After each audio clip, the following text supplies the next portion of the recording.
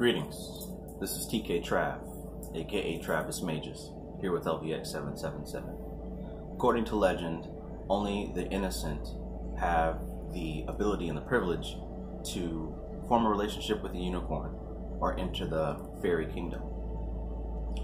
We know that all legends have some basis in truth because legends are symbolic. So by the end of this video, you're going to understand what it means to be pure in heart and what this really has to do with why you're having trouble having a relationship with spirits. Back in my day, when I was really young, I want to say the early 90s, me and my brothers had a Super Nintendo, and my parents would buy us these video games. We had about 5 or 6 that we would play over and over and over for years. Some of the other kids, I guess their parents had more money, so they would always get the new updated system with the new games, and we'd always be a little bit jealous. But ultimately, we would stay playing those same games over and over again until we eventually mastered them, right? I'd be seeing levels in my dreams. I'd have a lot of the theme songs stuck in my head, and I'd just be humming while at school, fantasizing about developing different levels, secrets in the game that weren't even there, all this stuff. But the emphasis back then wasn't on beating the games. The emphasis was on just enjoying the experience. And it was especially on enjoying the experience with my brothers, right? We'd play the hell out of Donkey Kong, out of Star Fox, out of Mega Man X, you know, the selection of games that we had, we would just go through them, burn through them repetitiously, right? To the point that it's not even about, like I said, winning or losing, it's about the game itself. Now, fast forward a little bit into the future, and now we've got these apps on our phones that are so addictive, right? And honestly, I believe that the main reason these things are so addictive is because the focus isn't on winning or losing. Because when the focus is on winning or losing, you have the capacity there to have negative emotion attached to the game. If you're constantly losing, if you're not doing very well, nobody wants to do something that they're not good at, right? So it's kind of hard to keep playing it if you don't have positive emotions associated with it. So with these new apps, they focus more on this endless play. Most of the apps that I have on my phone, there's not really a lose. You always have lives to start over. Whereas in the past, you had 5 lives. If you died, you had to start over again. But nowadays, the games don't work like that. They're more interested in keeping you playing, keeping you in the loop, as opposed to fighting for a victory or a failure. Because those two emotional responses are way too strong for a free app. Likewise, a few years ago, probably about in the 2000s, there was this craze going on around my high school where people would have what was called emulators and ROMs. And basically, that would take the old games that I used to play and others from my generation would play back when we were kids, like the regular Nintendo, the Super Nintendo, the Sega Genesis. And it made it to where you can play these on the computer. And what you had to learn is when you downloaded these ROMs, you couldn't play the ROMs unless you downloaded the emulator. So you couldn't download a Mortal Kombat for Genesis just as the file. You had to have a framework to play that proper file. So you could download all the games you want, but unless you had a working emulator, because some of them were kind of buggy, unless you had the right emulator, you couldn't play the right game. So what I'm getting at is the mindset that you have really determines what programs that you can run. And programs are different thought processes, different algorithms of how you interpret the world. If you believe in karma, right? If you believe in the fact that if you step on a bug, you're going to reincarnate as a bug in your next life. If you believe in that karma program, your emulator is going to manifest that reality for you. If you believe that repeating your affirmations day after day and the law of attraction and that type of thing, if you believe that is true, if you play that in your mental processor, you're more than likely to manifest that into your lifestyle. This is why religion works, right? This is why Christianity works, why Islam works, why Judaism works, why prayer works, why all these things work, because belief is the emulator. Belief is the game system that any thought process cartridge fits into, right? Belief is that universal game system, right? And it's powered by none other than the subconscious mind. The The subconscious mind is the code that belief is built upon, right? And all of our thoughts, our ideas, and the things that we actually believe, those are given life through the subconscious mind. That's why it's so important to analyze why you feel the way that you do about certain things, to analyze the things that you have an emotional attachment to figure out why you have an emotional attachment to them. And if you don't like that program, you need to go back in and hack that program. You need to redefine that program by sitting down, doing the hard work of the shadow work, the emotional work, the heart chakra work, whatever you want to call it. But to sit down and really go deep within yourself and isolate the events that have happened to you that cause you to have such an emotional reaction, that cause you to react, not proact, but you're reacting. And what that means is when an external thing triggers you, against your will, you are now put into an emotional state. If you were hurt as a child by a particular person, if anything similar happens that relates to that trigger, your body's gonna start to feel that same thing you felt back then. And then once your body starts going through that process, your emotions start coming up. Now your mind starts racing through all these thoughts that causes anxiety. And when all these things are going on, your three bodies are out of line. Your three bodies are your physical body, your emotional body, and your mental body. They're misaligned. So there's no possible way for you to focus or to be very effective at any type of serious mental work. So this is why it's so important to actually take the time to go back and work on yourself. It doesn't happen overnight. It's simple, but it's not easy. Okay.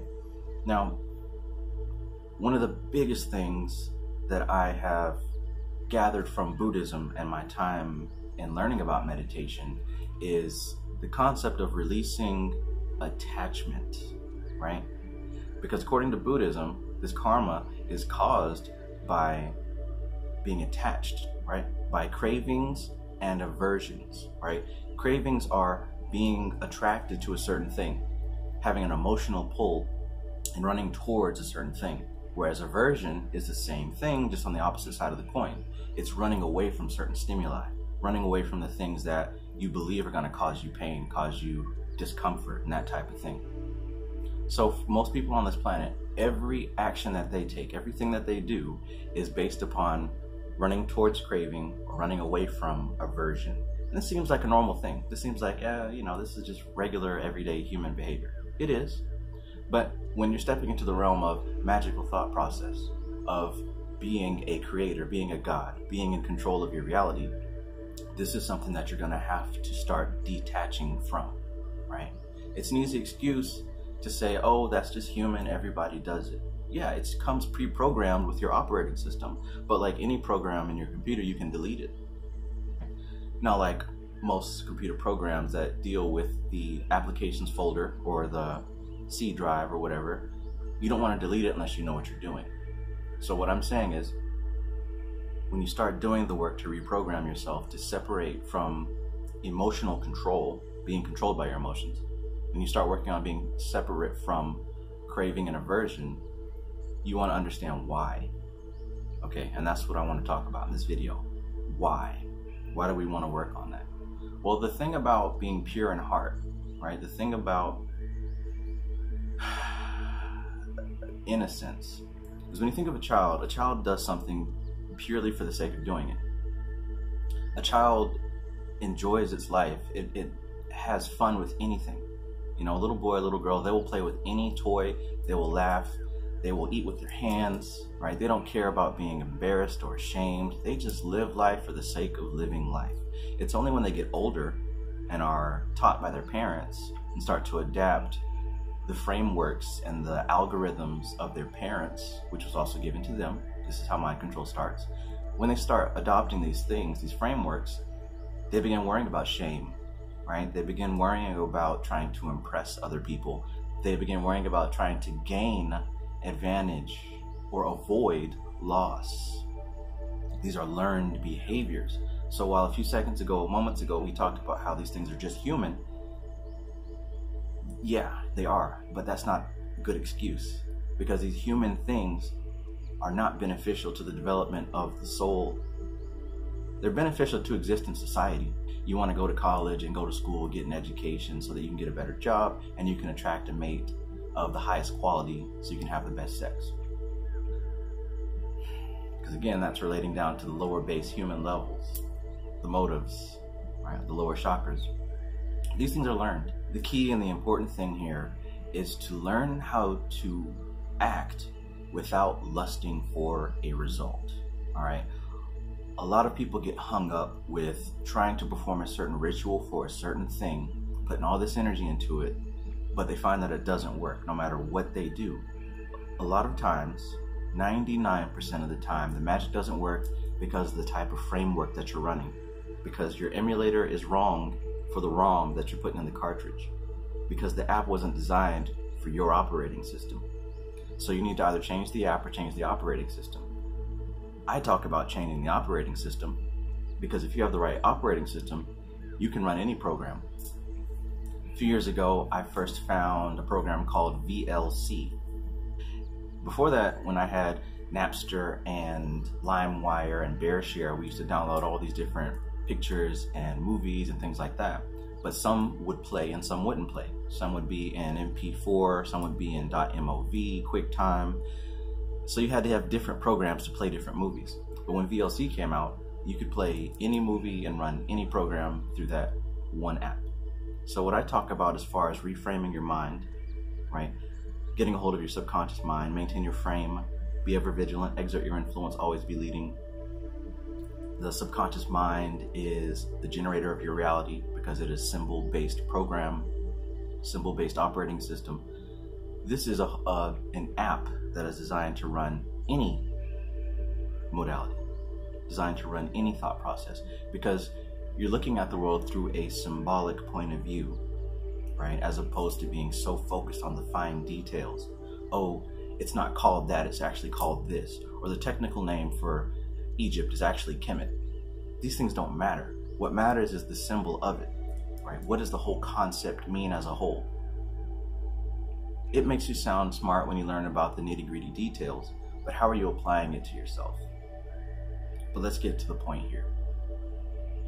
Having a mind that is pure of heart and innocence in terms of magic is when you're able to do things without a lust for a result. When you're able to do the magic without being so focused on an outcome. An example of this in the real world is when people try to have conversations with you, but through the conversation you start to figure out that they're really just trying to sell you something, or they're just trying to get something from you. That's not pure of heart.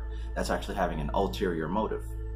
You can't go into magic having an ulterior motive, because if people can figure out that you've got an ulterior motive, damn sure the energy can figure out. The spirits can figure that out. You can lie to yourself, you can fool other people, but you are not going to lie to energy. Energy doesn't lie.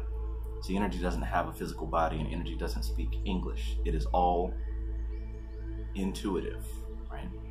It's all intuitive, and it's very difficult to lie on the intuitive level.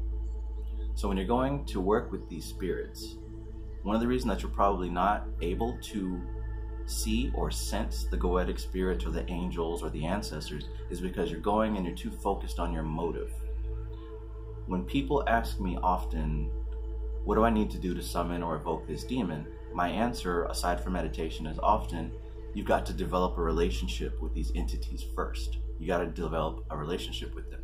What I mean by that is you've got to evoke them just for the point of evoking them. Evoke them to learn about them, to experience them, to experience their energy.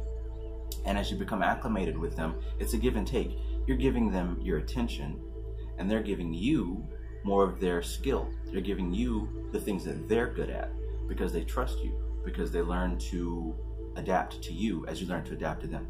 It's a relationship, right? It's not like an object that you can just use. If you approach the spirit world the same way that you approach the way that you live your life in that fashion, it's not going to work out for you.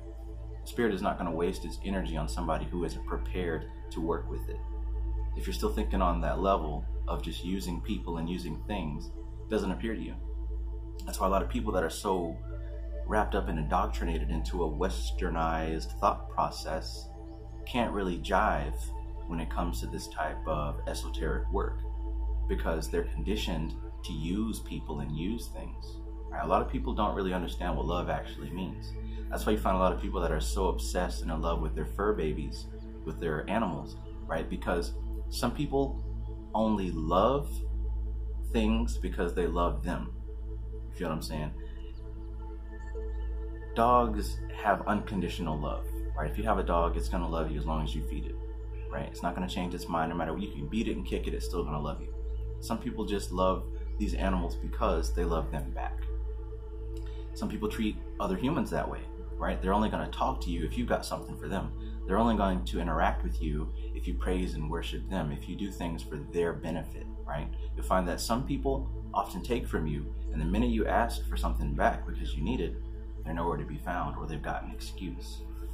You can't take that type of mentality when it comes into the spirit. You're just not gonna have success, because the balance operates on a balancing system. If you go into the spirit world that way, you best believe that mindset is going to be operating on you as well. You are going to be used as a pawn. If you have any success in your work, know that somewhere down the line, you are being used for something else. It's all about balance.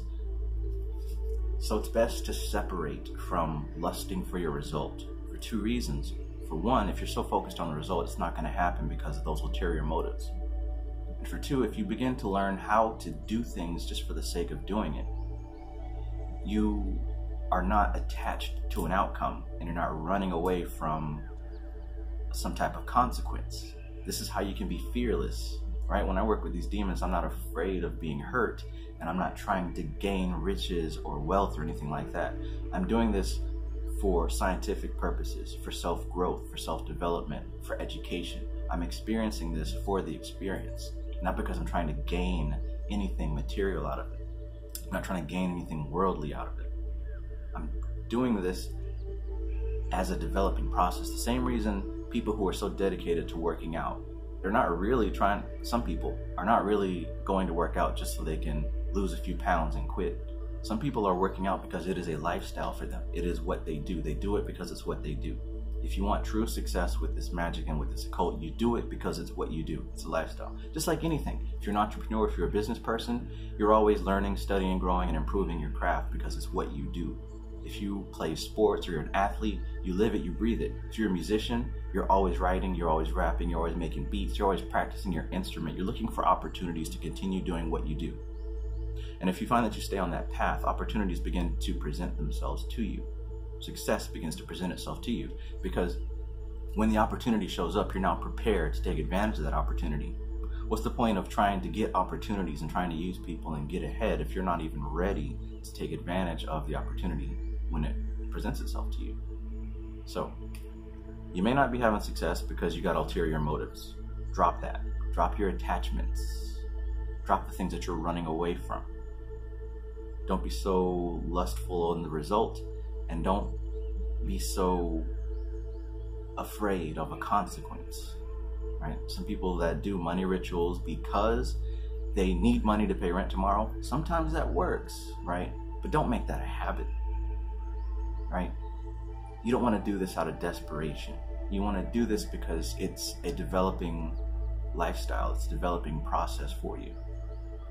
So if you just hit me up for how do I evoke this demon to do this, a lot of times I'm not so quick to answer those questions anymore, because I'm starting to find that some people are just doing it for, wham bam, thank you ma'am, and then they move on to the next thing. I'm not here for people like that. I'm here for people who are interested in really developing their skills and really learning and applying the stuff to their daily lives. So that's my spiel on that. This is TK Trav, aka Travis Magus, here with LVX777. Peace.